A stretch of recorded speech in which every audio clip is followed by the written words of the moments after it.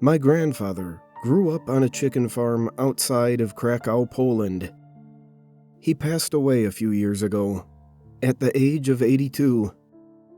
A few days before his passing on, due to an aggressive form of stomach cancer, he sat me down next to him in his old rocking chair and said in his familiar Polish accent, "After I took the boat to New York, I promised to leave this story behind." He didn't look up as he spoke to me, simply staring into his cup of black coffee. "It's been 70 years, and I must tell someone before I meet God. I was born in a small, quaint, empty town, which, despite the Nazi occupation, still functioned. We lived in this 2-bedroom farmhouse. My father, mother, and my brothers Michael and Igor. I'm sorry you never got to meet any of them. Anyway, Michael and Igor were twins. Identical twins, actually. And we had heard rumors of the Nazi fascination with identical twins. This forced us to be even more reserved. Even though we already lived in a secluded part of the countryside, in the last occupied house in the town. In order to avoid going into the occupied towns, we basically ate only chicken and eggs for every meal, and whatever else Mama could gather from the garden. It was lonely, but we survived. The thing that was most difficult for me was the fact I had to sleep in the basement. Due to Michael and Igor being toddlers, they required my father and mother's attention. The basement was cold, with only a small window, and the moonlight was the only light I got. Because of this, I always delayed going down there until I was absolutely exhausted, so I wouldn't have to lie there awake. On the nights that I couldn't manage to sleep, I would look out of the window, which gave me a small view of the garden and the large abandoned water well. This was my daily activity throughout those lonely, war-torn nights. In general, it was boring and uneventful.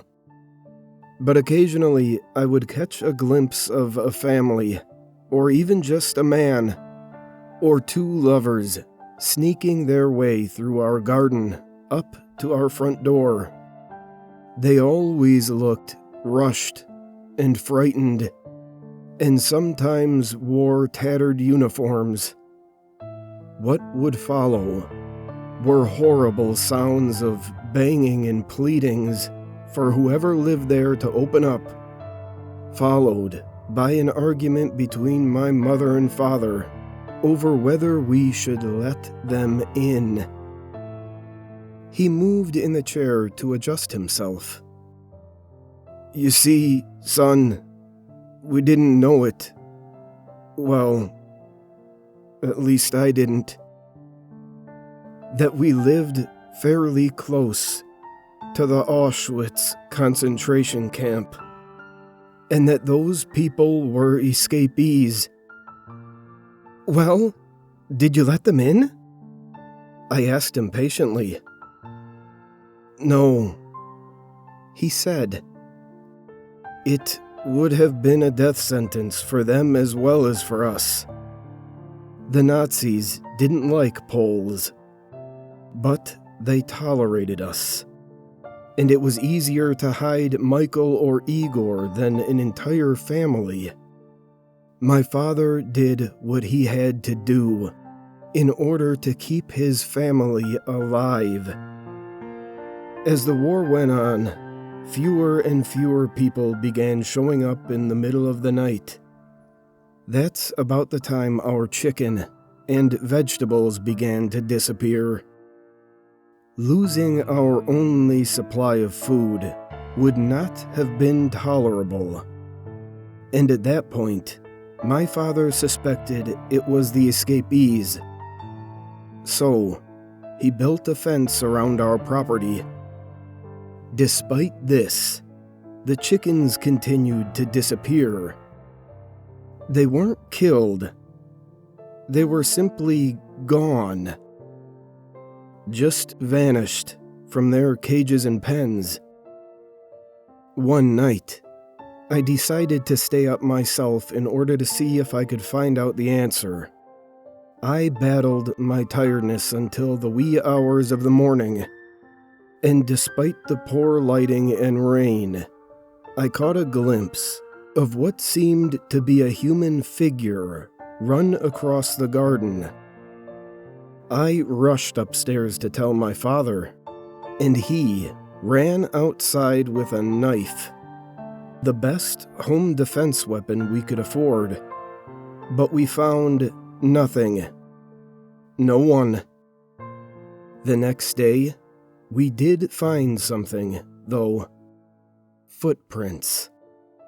Leading from the chicken cages to the water well.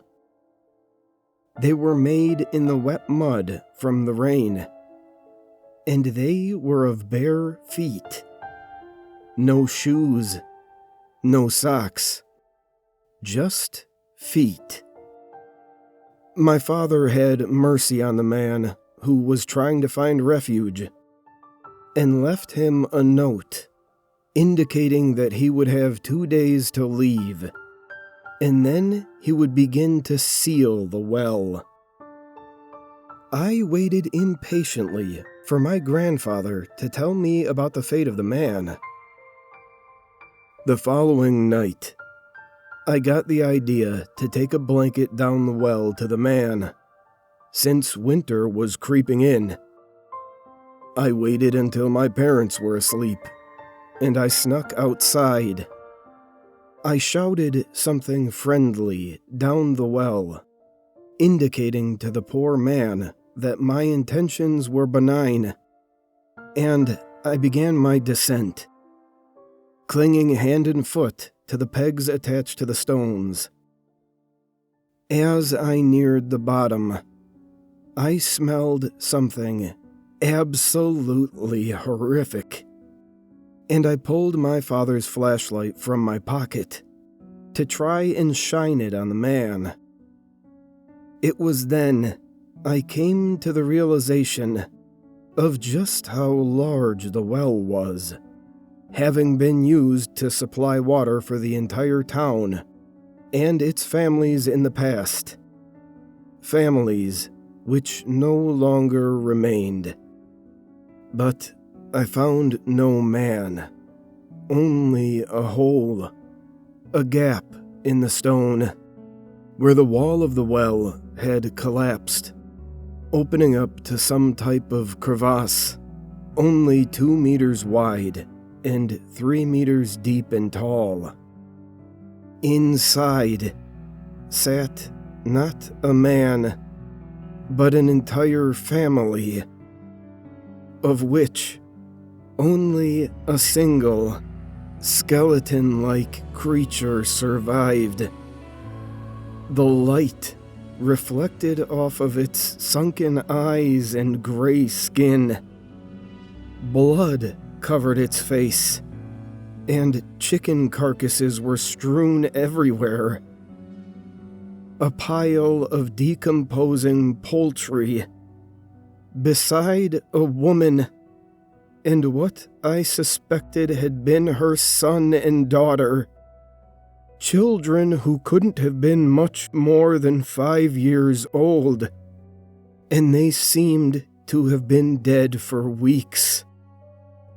The man, if he could even be called that, just gazed at the light, and I stared back, incapable of breaking his stare.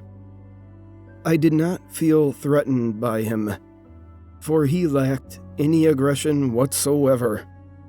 He simply crouched motionlessly, without a sound, next to the putrefying bodies of his loved ones, and the chickens that must have been his source of water, as their meat was uneaten.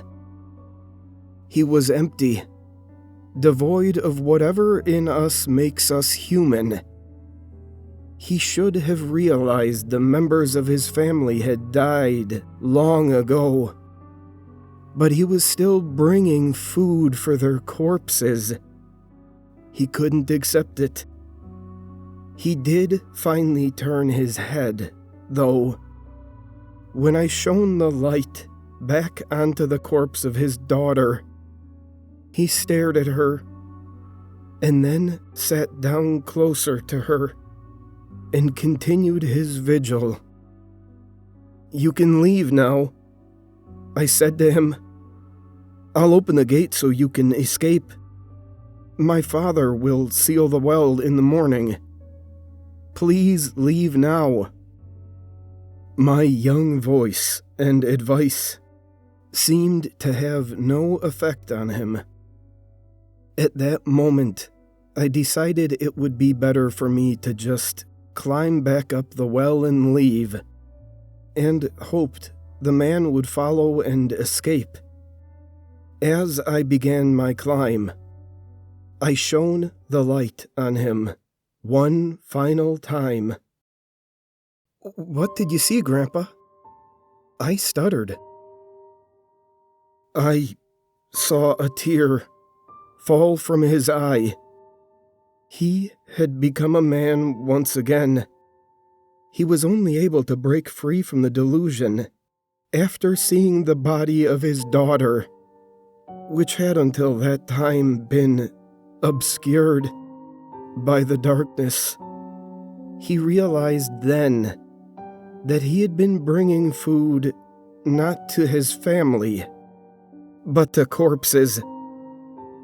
That night, it rained again, but in the morning, when my father returned to seal the well, I found no footprints leading out of it.